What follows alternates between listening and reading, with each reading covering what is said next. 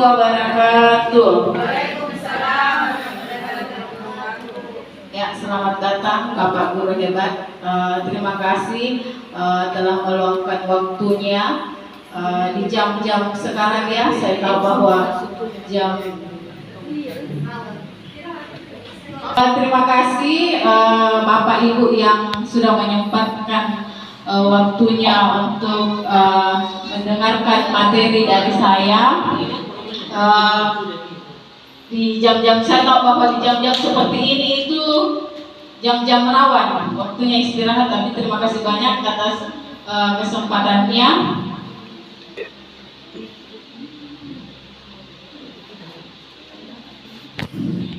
Agenda hari ini yaitu pembukaan kompetensi lulusan, capaian umum dan capaian khusus, kemudian pemahaman inti, ada juga eksplorasi konsep dan refleksi.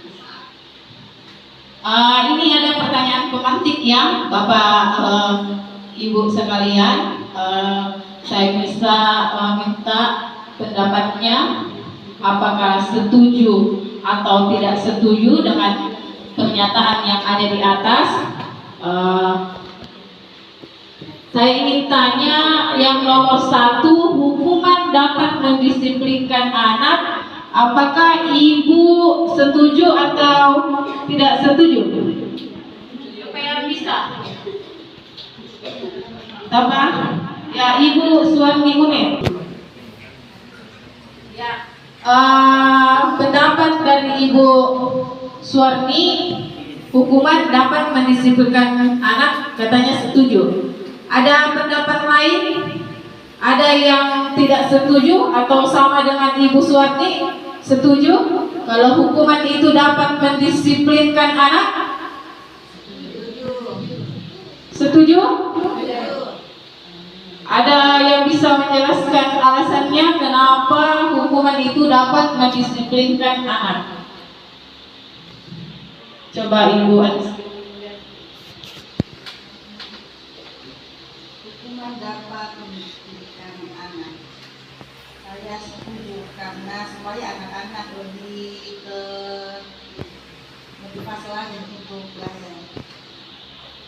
Ya, terima kasih Guru hebat atas jawabannya. Jadi Ibu Suwarni, Ibu Sri Yuliarti, dia setuju. Pernyataan nomor 2, pemberian hukuman dengan hal positif seperti membaca atau membersihkan halaman sekolah dapat meningkatkan disiplin anak. Setuju atau tidak setuju? Setuju. Kita lanjut. Nomor 3, memberi penghargaan dapat meningkatkan motivasi. Setuju atau tidak setuju? Setuju? Tidak setuju. Memberi penghargaan dapat meningkatkan motivasi belajar. Ada yang jawab setuju, ada yang jawab tidak setuju. Terima kasih atas jawabannya. Kali ini kita akan membahas disiplin positif dan nilai-nilai kebajikan universal. Yang kedua, teori motivasi, hukuman dan penghargaan, restitusi. Terus yang ketiga, keyakinan kelas. Keempat, kebutuhan dasar manusia dan dunia berkualitas. Yang kelima, restitusi 5 posisi kontrol. Kemudian yang keenam, segitiga restitusi. Jadi di eksplorasi konsep ini, disiplin dan nilai-nilai kebajikan universal. Ini ada perubahan paradigma dengan cara menggenggam, ya. Kita menggenggam tangannya. Saya ingin naik sepasang. Tulis dulu apa hal yang sangat berharga yang ada pada kita. Terus naik, teman yang satu membujuk dengan cara apapun sehingga hal yang digenggam teman itu bisa didapatkan atau tidak bisa didapatkan. Saya ingin berpasangan. Coba Ibu siapa? Ibu Sri Irmayanti dan Ibu Rizky. Kita tulis, terus genggam menggenggam baru naik berpasangan. Silahkan. Menggenggam, siapa yang menggenggam? Satu yang membujuk. Jadi Ibu Reski menggenggam sesuatu yang dia anggap paling berharga. Kemudian Ibu Irma membujuk temannya, apakah dia mau memberikan apa tidak? Silakan. Ibu Reski, apakah saya bisa meminjam HP-nya? Karena kebetulan HP saya kehabisan data.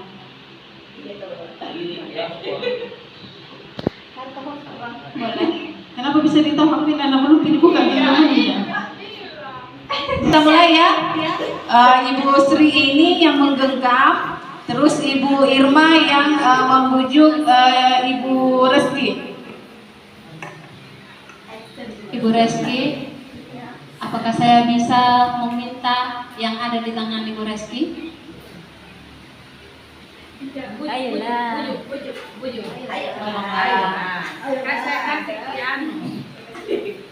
Saya kasih uang. Ada ke 100. Tunggu apa yang ada di genggaman Ibu. Nanti saya memberi imbalan. Ya, boleh. Ya, terima kasih. Tepuk tangan untuk pasangan seorang yang bisa dibujuk langsung saja, dan ada kode dibujukin tapi dikasih sesuatu. Minta imbalan. Ya, jadi ibu sekalian yang saya banggakan, dari perubahan paradigma yang tadi itu kita mempunyai ilusi kontrol. Yang pertama, ilusi guru mengontrol murid, ilusi bahwa kritik dan membuat orang merasa bersalah dapat menguatkan karakter, kemudian ilusi bahwa semua penguatan positif, efektif dan bermanfaat, dan ilusi bahwa orang dewasa memiliki hak untuk memaksa. Jadi dari peristiwa tadi, ilustrasi tadi itu ada yang bisa memaksa, ada yang bisa dengan membujuk, ada yang bisa dengan mengkritik dan sebagainya. Kemudian disiplin positif menurut teori kontrol yang menurut Dr. William Dresser, Anda tidak bisa mengontrol orang lain, hanya Anda yang bisa mengontrol diri Anda. Jadi kita tidak bisa mengontrol orang lain, kita kontrol dulu mulai dari diri kita. Jadi kita mulai dulu dari diri kita. Maka makna disiplin belajar kontrol diri dengan menggali potensi kita agar tercapai tujuan mulia, yaitu sesuatu menjadi seseorang yang kita inginkan berdasarkan nilai-nilai yang kita hargai. Kemudian semua perilaku memiliki tujuan. Ada teori motivasi, yaitu untuk menghindari hukuman, untuk mendapatkan imbalan, untuk menghargai diri sendiri, nilai-nilai kebajikan universal, kemudian keyakinan kelas. Kemudian berpikir menang-menang, kemudian kolaborasi dan konsensus menciptakan pilihan-pilihan baru. Ada 5 kontrol di situ. Posisi kontrol yang pertama sebagai penghukum, pembuat rasa bersalah, teman, pemantau, dan manajer. Dari ke-5 posisi itu kita bisa melihat dari segitiga restitusi, di mana segitiga restitusi menstabilkan identitas, kualitas kebutuhan, menanyakan keyakinan. Disiplin itu bahasa Latinnya artinya belajar. Disiplin diri itu membuat orang menggali potensinya menuju sebuah tujuan. Kemudian namun dalam budaya kita makna kata disiplin telah berubah menjadi sesuatu yang dilakukan seseorang pada orang lain, adalah menghubungkan kata disiplin dengan ketidaknyamanan, bukan dengan apa yang kita hargai dan pencapaian suatu tujuan mulia. Ini ada nilai-nilai kebajikan ya Bapak Ibu, nilai-nilai kebajikan universal ini. Nilai-nilai kebajikan adalah sifat-sifat positif manusia yang merupakan tujuan mulia yang ingin dicapai setiap individu. melalui yang nilai-nilai tersebut bersifat universal, lintas bahasa, suku bangsa, agama maupun latar belakang. Jadi nilai-nilai kebijakan, kebajikan yang ingin dicapai oleh setiap anak Indonesia itu dikenal dari profil Pancasila. Yang pertama apa? Kedua, ketiga, empat, lima, ya, gotong royong. Semuanya Bapak Ibu sudah tahu lagunya tak? Profil Pelajar Pancasila. Sudah. Ya, kita bernyanyi bersama-sama ya Bapak Ibu. Silakan. Belajar Pancasila, beriman dan bertakwa pada Tuhan Yang Esa dan berakhlak mulia, berkebinekaan global, gotong royong mandiri, kreatif dan bernalar kritis. Bapak Ibu. Supaya tidak terlalu jenuh. Oke, kita ke eksplorasi konsep, yaitu teori motivasi, hukuman, dan penghargaan serta restitusi. Jadi teori motivasi perilaku manusia itu, motivasi eksternal itu untuk menghindari ketidaknyamanan atau hukuman. Kemudian yang kedua, motivasi eksternal itu kan kita sudah tahu ya, bahwa kalau eksternal itu dari luar dan internal itu dari dalam. Oke.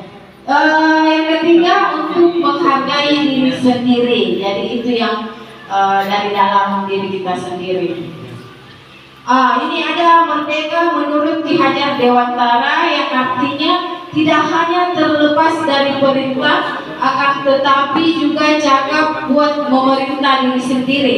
Artinya di sini kita tidak jangan selalu menyuruh peserta didik, tetapi bagaimana kita tergerak dulu, mulai dari diri sendiri dulu. Jadi segala sesuatunya itu alangkah baiknya kalau kita mulai dulu dari diri sendiri. Kemudian dihukum oleh penghargaan, bahwa penghargaan berlaku sama dengan hukuman dalam arti meminta atau membujuk seseorang melakukan sesuatu untuk memenuhi suatu tujuan tertentu dari orang yang meminta atau yang dibujuk. Contohnya tadi ya, yang waktu ada teman berpasangan. Penghargaan menghukum, penghargaan mengurangi ketepatan, penghargaan tidak efektif, penghargaan merusak hubungan. Ya, kita lanjut ke bentuk program kebajikan atau apresiasi. Dalam memberikan apresiasi atau pengakuan perlu diingat ada beberapa hal. Itu beri pengakuan secara khusus, memberi pengakuan secara pribadi, beri pengakuan kepada semua murid atau bergantian, beri pengakuan secara konsisten, fokus, dan pada proses. Jadi ini contoh pengakuan ya Ibu, apresiasi kebajikan. Kemarin saya perhatikan nilai kebajikannya, rasa empatimu besar sekali situasinya pada saat menolong murid baru di kelas kita. Saya menghargai nilai kebajikannya itu kepedulian pada saat kamu membantu teman-temanmu di tugas kelompok. Kemudian terima kasih untuk rasa tanggung jawab pada saat kamu memungut kertas-kertas yang berserakan di lantai. Saya ingin tanya ya Bapak Ibu, di atas ada beberapa pernyataan. Saya ingin bahwa Bapak Ibu menyebutkan itu pernyataan di atas itu yang termasuk hukuman dan konsekuensi. Jadi pernyataan yang pertama, bagaimana menurut Ibu Herlina? Mencatat 100 kali di dalam buku kalimat saya tidak akan terlambat lagi karena terlambat ke sekolah. Di sini saya memberikan hukuman. Jadi menurut Ibu Herlina itu adalah hukuman. tapi bukan konsekuensi ya. Lari mengelilingi lapangan basket 2 kali karena terlambat hadir di sekolah. Bagaimana menurut Ibu Kasma? Kalau menurut saya itu adalah hukuman. Ya, itu adalah hukuman. Kemudian murid diminta untuk push up 15 kali karena tidak menggunakan masker ke sekolah. Menurut Ibu Adisri? Ya, hukuman. Menggantikan kertas tugas teman yang telah dicoret-coret. Menurut Ibu konsekuensi atau hukuman? Ya, konsekuensi. Membersihkan tumpahan air di meja tulis karena tersenggol pada saat belajar. Menurut saya adalah konsekuensi. Terima kasih. Murid disuruh untuk mengenakan sepatu seharian di sekolah karena tidak mengenakan sepatu hitam. Dia berupa apa? Ya, hukuman. Lari mengelilingi lapangan basket 2 kali karena terlambat 10 menit pelajaran PJOK. Ya, konsekuensi. Jadi ini adalah jawabannya ya Bu. Terima kasih atas jawabannya. Jadi ini perbedaannya hukuman dan konsekuensi. Di mana hukuman itu sesuatu yang menyakitkan harus terjadi. Itu hukumannya. Kalau konsekuensi sesuatu yang harus terjadi. Kemudian membuat anak sakit fisik. Betul tidak kalau hukuman seperti itu? Iya toh? Kalau kita suruh push up apalagi 50 kali. Ya begitu toh, ada berapa ya push up 50 kali. Itu berupa iya, hukuman. Kemudian anak membenci kedisiplinan. Kalau kita kasih itu hukuman, dia tidak suka disiplin. Tapi kalau kita kasih dia konsekuensi, dia meyakini, menghargai kedisiplinan tersebut. Jadi mendorong anak menyakiti diri sendiri itu ke hukuman. Tetapi kalau konsekuensi dirinya itu buruk kalau di hukuman, tapi kalau konsep dirinya itu baik. Kemudian anak belajar untuk menyembunyikan kesalahan. Kalau di konsekuensi, anak belajar untuk mematuhi peraturan. Marah, rasa bersalah, dipermalukan, merasa tidak dihargai. Apalagi kita berikan anak-anak hukuman di depan teman-temannya, toh dia merasa tidak enak. Oke, Bapak Ibu, kita lanjut ke restitusi. Apa itu restitusi? Restitusi adalah proses menciptakan kondisi bagi murid untuk memperbaiki kesalahan mereka, sehingga mereka bisa kembali pada kelompok mereka dengan karakter yang lebih kuat. Jadi restitusi itu proses kolaboratif yang mengajarkan murid untuk mencari solusi. Jadi kalau anak-anak mempunyai kesalahan, bukan kita yang carikan dia solusi, tapi dirinya sendiri. Dengan cara itu, sebentar, segitiga restitusi. Ya, ini ada identitas gagal itu yang namanya hukuman. Identitas gagal. Kalau identitas sukses, yang disiplin, konsekuensi, dan restitusi. Bapak Ibu bisa lihat kan di atas. Kemudian ada ciri-ciri restitusi. Yang pertama, bukan untuk menebus kesalahan, namun untuk belajar dari kesalahan, memperbaiki hubungan, tawaran, bukan paksaan. Jadi kita tidak memaksa anak-anak, kita saling menawarkan bagaimana anak-anak itu tidak merasa terhukum. Kemudian restitusi menuntut untuk melihat ke dalam diri. Restitusi mencari kebutuhan dasar yang mendasari tindakan. Restitusi diri adalah cara yang paling baik. Restitusi fokus pada karakter bukan tindakan. Dan restitusi fokus pada solusi, itu yang intinya. Kemudian restitusi mengembalikan murid yang berbuat salah pada kelompoknya. Kita ke pembelajaran yang ketiga, keyakinan kelas. Di sini mengapa tidak peraturan saja? Mengapa harus keyakinan? Karena mengapa kita memiliki peraturan harus menggunakan helm? Itu peraturan tidak? Peraturan. Jadi mengapa kita memiliki peraturan harus datang tepat waktu pada saat mengikuti, misalnya ini ya, pada saat mengikuti pelatihan. Untuk mendukung motivasi intrinsik, kembali ke nilai-nilai atau keyakinan yang lebih menggerakkan seseorang dibandingkan mengikuti serangkaian peraturan-peraturan. Jadi bukan peraturan-peraturan, tapi kayak ya di sini ya kita mulai dulu itu namanya peraturan kelas. Jadi sudah itu lagi menjadi keyakinan kelas.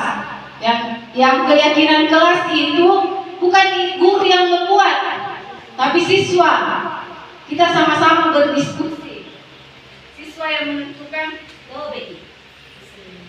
Ibu, dan jadi dulu itu namanya peraturan kelas ya. Kemudian keyakinan kelas, lingkungan positif dan budaya positif. Lanjut, Bapak Ibu tolong perhatikan video yang akan saya tampilkan di atas. Jadi video yang saya akan tampilkan itu tentang posisi 5.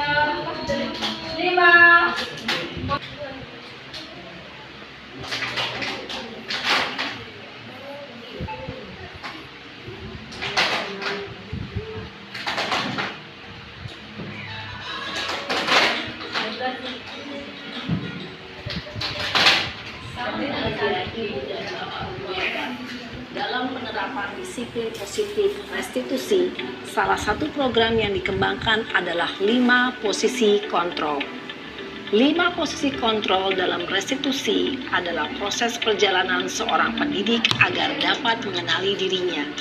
Pada video kali ini, kita akan membahas tentang 5 posisi kontrol yang dikembangkan oleh Brian Gosen dan contoh penerapannya.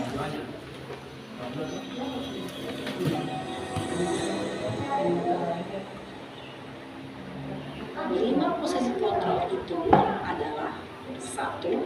Posisi menghukum, 2. Posisi membuat merasa bersalah, 3. Posisi teman, 4.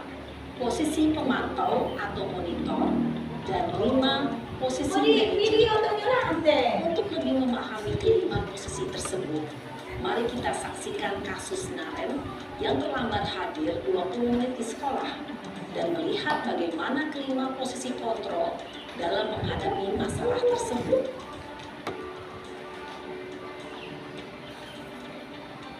Ya, jadi ada posisi penghukum. Jadi kita bisa melihat dari peristiwa ini ya.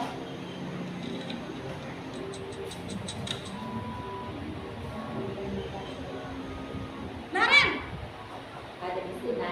sini kamu. Selamat pagi, Bu. Selalu terlambat. Kamu deh, pasti terlambat. Maaf, Bu. Saya Apa? Apa coba?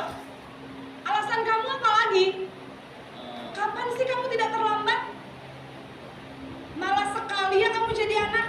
saya Dasar pemalas. Gak kapok-kapok sih kamu. Sudah berapa kali terlambat? Sana, kamu keliling lapangan basket 2 kali. kenapa saya harus keliling lapangan basket, Bu? Kenapa? Kamu mau lawan ibu? Berani-beraninya jawab. Sudah terlambat, masih berani jawab pula. Sekarang, keliling lapangan basket 5 kali sekalian. Biar kapok. Cepat. Pergi sana ke lapangan basket.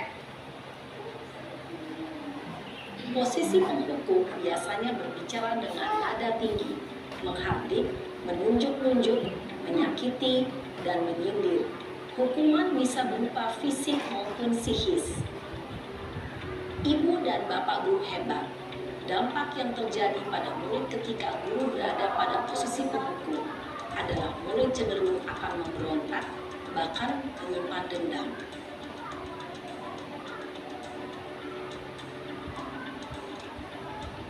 Ini posisi pembuat merasa bersalah.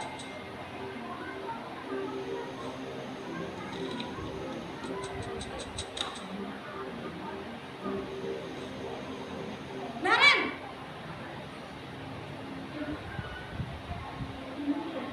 Selamat pagi, Bu. Naren!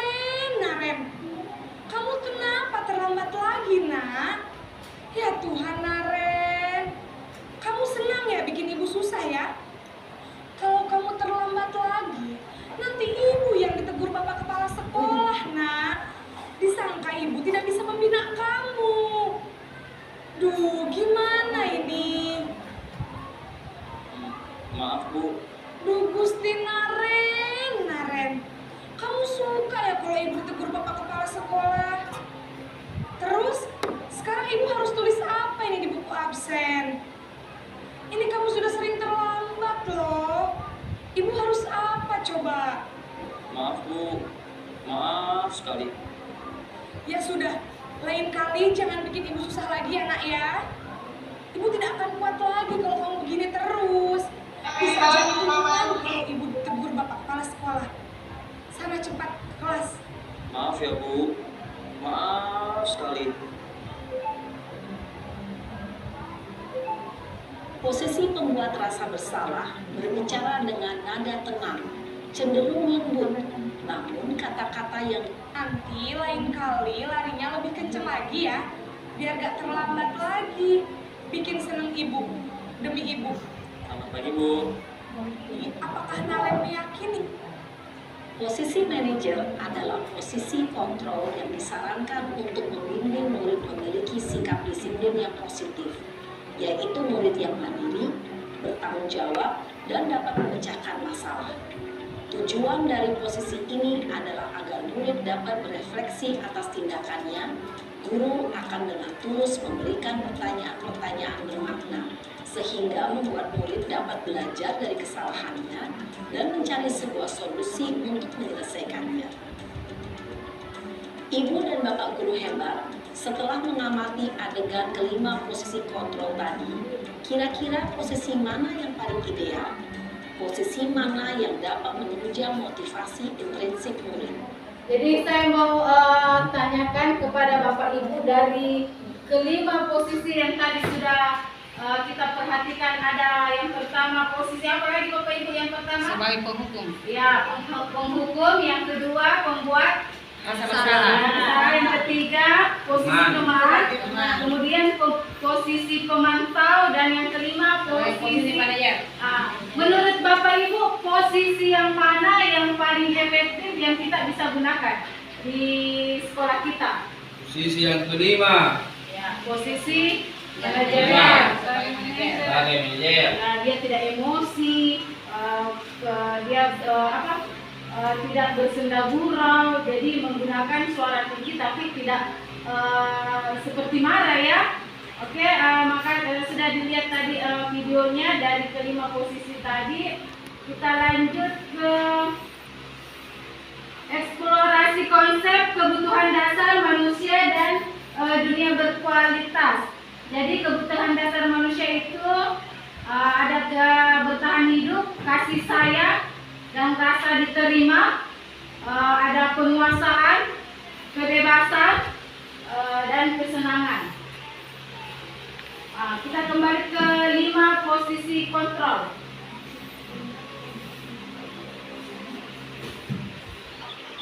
Restitusi.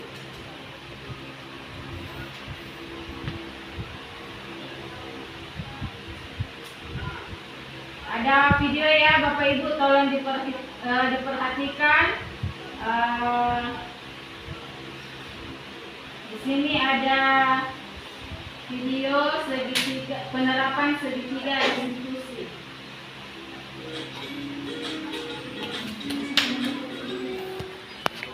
Salam dan bahagia Ibu dan Bapak guru hebat.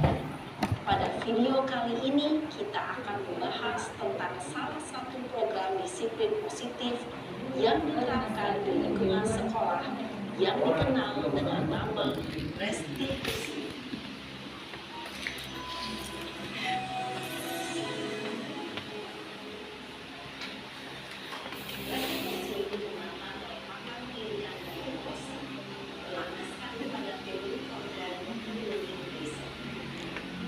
Segitiga restitusi adalah suatu proses dialog yang dijalankan guru atau orang tua agar dapat menghasilkan murid yang mandiri dan bertanggung jawab. Pada saat ini posisi manajer, aspek yang ditekankan pada murid adalah motivasi intrinsik, sehingga penanaman nilai-nilai kebajikan dapat tumbuh dan berkembang menjadi suatu kebiasaan positif.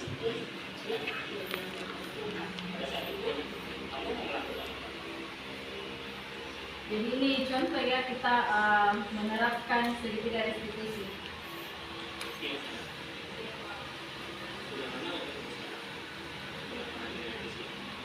Kesel Pak, kesel banget. Masa aku dikatain pembina Pak? Ya aku marah lah.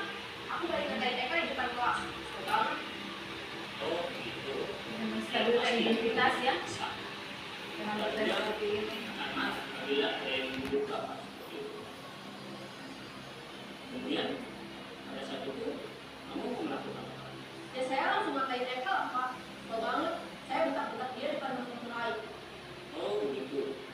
Pasti kamu melakukan seperti itu karena suatu alasan tertentu kan? Iyalah, masa saya diam saja Pak? Ya saya bela diri lah. Masa saya ditutup Pak fitnah? Ya banyaklah. Mempertahankan harga diri itu sesuatu yang penting kan? Validas tindakan yang salah. Kamu tidak bertindak seperti kata lagi. Hanya yang menakutkan. Iya Pak. Untung saya masih bersabar dan saya menjelaskan dia. Sudah beres Pak Eka, saya pasti bela diri lah. Ya pasti ya. Tapi kamu memilih tempat bertahan yang besar. Kamu memilih tidak berbuat lebih parah. Nah, sekarang coba kita lihat lagi. Tindakan kamu yang menakutkan mereka di kelas. Tindakan kamu itu kira-kira sesuai dengan Keyakinannya yang sudah kita bentuk di dalam kelas. Enggak lah Pak. Capek Pak jadi malas. Jadi keyakinan atau prinsip mana yang sesuai dengan keinginan? Ya, saya sebenarnya sangat mengerti orang lain. Mungkin saat itu saya menjadi emosi. Jadi tidak ada sekali itu. Kamu meyakini tidak? Menghargai orang lain itu mungkin buat kamu. Yakin lah Pak. Iya, setuju. Kita harus saling menghargai. Namun, ada setiap keyakinan yang tersepakati yang perlu kita jalankan. Apabila kita sedang marah, sudah. Jadi tadi itu contoh adegan kita melakukan segitiga restitusi ya Bapak Ibu. Di mana yang pertama itu kita menstabilkan identitas. Kemudian yang kedua validasi kebutuhan, dan yang ketiga menanyakan keyakinan kelas.